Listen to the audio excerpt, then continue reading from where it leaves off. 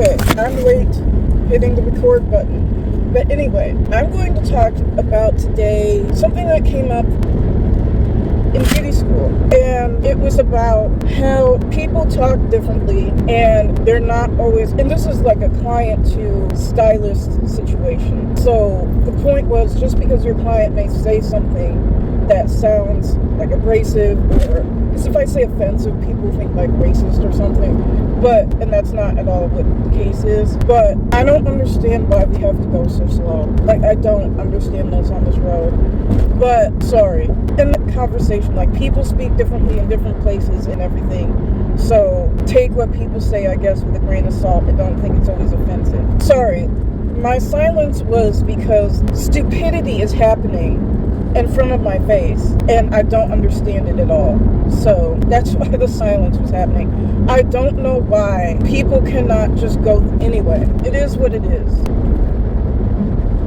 So the conversation about people speaking differently in different places. Why are you not going fucking slow? I don't understand. This is pissing me off. Like, can no one just get the picture? Thank you. Now, put it on cruise control. Now, we've got it together. Why is your right blinker on when you can't possibly turn right here? Sorry. I'm going to talk to y'all. It's just really stupid today, and I don't have the patience for it. So, I asked someone a part of the black diaspora, right? I think, and there's nobody here who is a part of this conversation is blackballed, so that has nothing to do with it. But I'm just saying, speech and the way people speak, and I'm from here, I'm from there, I speak this way. I mean, yes, is there some validity to that? Yeah, like people from the South, when they say something, sometimes they're meaning it in a sarcastic way. And it comes off nice to someone who doesn't understand it. Where people from cities in the North tend to be very blunt. What they say is what they mean. But going back to someone a part of the black diaspora, is I think speech sometimes is weaponized. Or the way, oh, I'm from here, so, or I'm black, so I speak this way. I faced a lot of that in my last beauty school. And I refuse to accept verbal abuse. Because that's just what it is. Let's just face it. Some of what is going on when people communicate, it's just verbal abuse. It's nice, nasty verbal abuse and passive aggression. And it has nothing to do with you being from Buttersworth or Nantucket. You know, it has nothing to do with that. It has to do with you are not a nice person. And at my last school, I really think that there are black men, or a generation of black men, maybe not, and I'm not, when I say that, obviously not all black men, but like as a topic, who believe talking in a very, I won't even say authoritative tone, but in a very demanding, I won't say intimidating because that implies threat or being threatening, but domineering tone, there we go, is commanding respect. That's not true. Oftentimes you get the opposite, because if someone is paying you to be taught by you, which you are never there, but that's another topic for a different day. It's one thing if you are Chef Ramsay. It's one thing if you are Chef Pierre, I believe that's the name of his Chef Gordon Ramsay's mentor. That's one thing where you are there one-on-one, trying to make a diamond in the roughest type of way, and obviously making world mentees, right? That's one thing. It's one thing if you're in the military, right? It's one thing if you are going through the police department training, all of that. It's another thing for beauty school or other places of work, right? And I do think that as certain generation of black men think a domineering tone is commanding, the same as commanding respect, and that's not. Even if you are an attorney and you are, you know, working in a law firm, right? Being domineering towards others of your colleagues, and that's sort of different because you're not an employee, quote unquote, but whatever. But you are, because you can be fired, but whatever. If you go around most places of work and demean people, and I don't mean like you're calling them names but you're very heavy-handed with them, they're just not going to like you. There is an energy with a lot of black women, especially older black women, is that they believe that they can say and act and basically treat you like the abusive black mother that they are, and you should just take it on the chin. And if you don't, then you're disrespectful, you're disrespecting them, and that You don't want to heed anything they say. You don't really, you have the personal problem. And that one boggles the mind, because I don't know anybody who wants other people. Even your mother has limits. And my mother, with all her faults and flaws, never talked to me the way a lot of older black women have talked to me. And my mother does have faults and flaws. She's just not aggressive in that manner. Like, my mother can be passive aggressive. She's not aggressive. There's a difference. And if you're an adult, why would you want to speak to another adult as if they are your child? And to me, now there's white women who will do that, right? Other groups of women who will do that. Those are women who are stay-at-home mothers, who don't get out of the house a lot. And there's probably men who do it too. And they're just used to be calling the shots. They're used to calling the shots and dealing with children. Dealing with people who don't know as much as them, who don't have experience like them. And they're their children. So they have to be very managerial in the way that they operate, and very authoritarian in all of those things, right? And when I say authoritarian, I mean they're an authority. Automatically, as a parent, you are an authority over your children. That's just the way it is, right?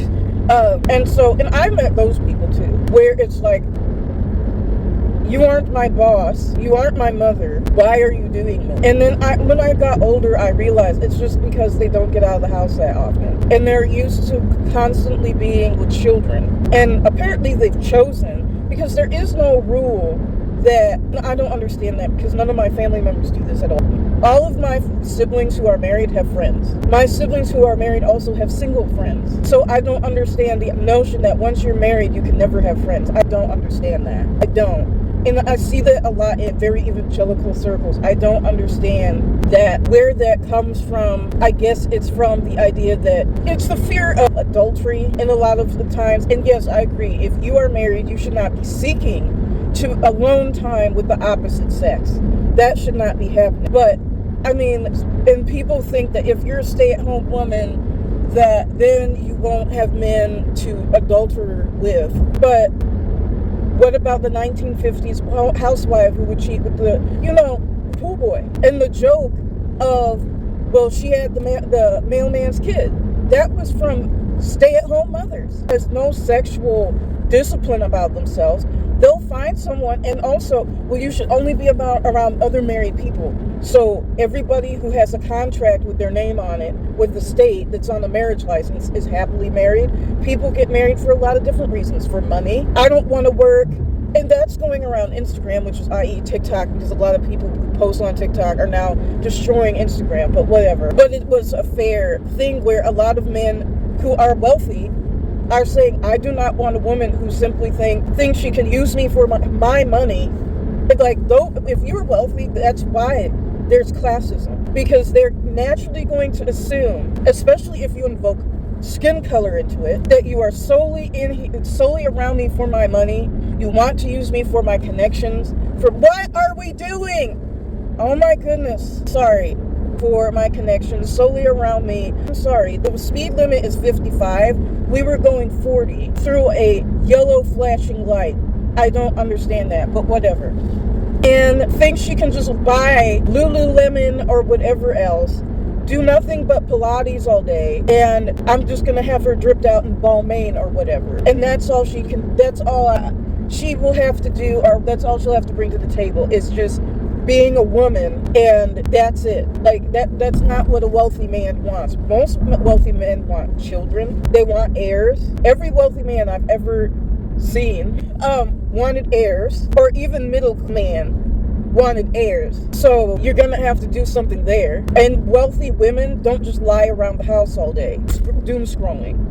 They have activities, they have social events, have other connections, they're creating businesses, and with those businesses, they have to go meet their connections and all of those things. They're not lying. Like, even Princess Diana and the royal family, they don't lie around the house. Queen Elizabeth, when she was alive, the second, was not lying around, the first, was not lying around the house, just shopping. And, Queen Elizabeth I was creating the world's first strongest navy. She was not lying around the house shopping. Okay, so a lot of men of means have been used, and they don't like that they were used. So, and they don't like divorces, because in some states they have to pay alimony and all the things and such. They don't like that. So they are very picky and choosy of who they deal with. I don't know why we went to this topic. I'll remember, I think a lot of the traffic threw me off, but please go, sir. But I guess I was talking about the different social classes and things and speech, because I know that was my main topic. So, getting back to that, why is there a huge... Are we getting a new sign? But anyway, I left the house late, but I'm early, which is a good thing. I'm from Chicago, right? And I did not like, or would ever want to imitate, again, this is a class thing. Because where we were, a lot of Chicago was the projects, especially on the south side. I did not live in the projects. We lived in a very nice neighborhood. But once you got out of that neighborhood, it was not so nice. So, the north side is where all the rich people lived, the wealthy people with the penthouses and all that stuff. So I'm not, again, this is class. The longer I have been in beauty school and had clients and things, and of course, this is not across the board. There are very nice people who do not have a lot of money. There are. The vast majority of the people who do not have a lot of money, I would not want as a client. And I would not want as a friend, and I would not want to marry into. And a lot of it is the way that they speak to people. And they have and full disclosure, I used to deal with this. And there was a reason why. I was heavily criticized, and when I was younger, like growing up, for being myself. I have a sense of humor. It's not for everybody. And nowadays, Gen Z is completely demonized having a sense of humor, and that's now narcissism to them, but whatever. But back in the day, saying nasty things at somebody else's expense, you shouldn't be doing that. I'm not talking about that. Having a joking sense of humor at all is seen as narcissism. But obviously, if you're embarrassing and humiliating someone, you're an asshole. But moving on from that. When I was growing up, I was very heavily criticized for just being myself. And so I adopted the idea or ideals of, well, then I'm just going to say what I want because it's all going to be criticized anyway, which you should never have throw the baby out with the bathwater mentality. It's not good. So, and I learned from it is when you just say, well, that's just who I am. I'm blunt. And yes, are there people that's who they are?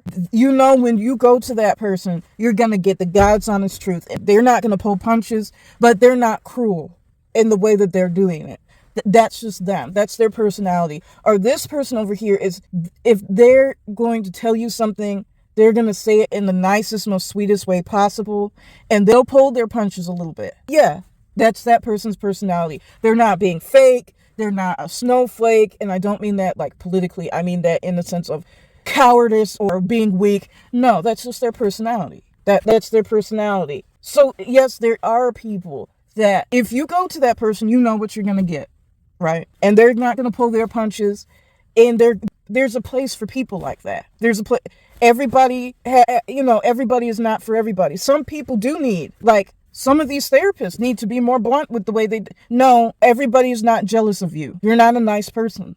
That's the issue. Or maybe instead of worrying about everybody else, you should be more worrying about this issue that you deal with. Instead of, it's never you, it's not you, or the people who pull their punches. Because sometimes people who pull their punches are simply doing that because they want to take your money. And the person who tells you the blunt, God's honest truth, really, and I've even learned in life, even if it wasn't said in the nicest of ways, was it wrong? Later down the line, you could look back at it and see, yeah, they might not have said it in the nicest of ways, but they were trying to help. The intentions were good. Or that person was really trying to look out for me. And sometimes people, this is a thing too. If you've gone through things, you tend to say it a lot harsher. Because especially if it was really bad, you don't want to do that. Don't do that. Get rid of that man. Or why would you do that? Or however it is. And you don't realize that it's not coming off in the best way. The tough auntie who's just going to tell you in a very blunt way, that outfit does not look good on you. And that's a topic too of being the girl's girl, but that's a different video for a different time of you need to always be soft and always be nice and always be this and always be that and never criticize. And I've been thankful for the time someone came to me and said, you put too much makeup on. And no, they were not hating on the fact that I had makeup on. Turn the shade down a notch or two. It's too much of a punch you're giving it. The lip, turn it down a notch or two. It was not the fact that the makeup was on. Or that my mom would say, that dress does nothing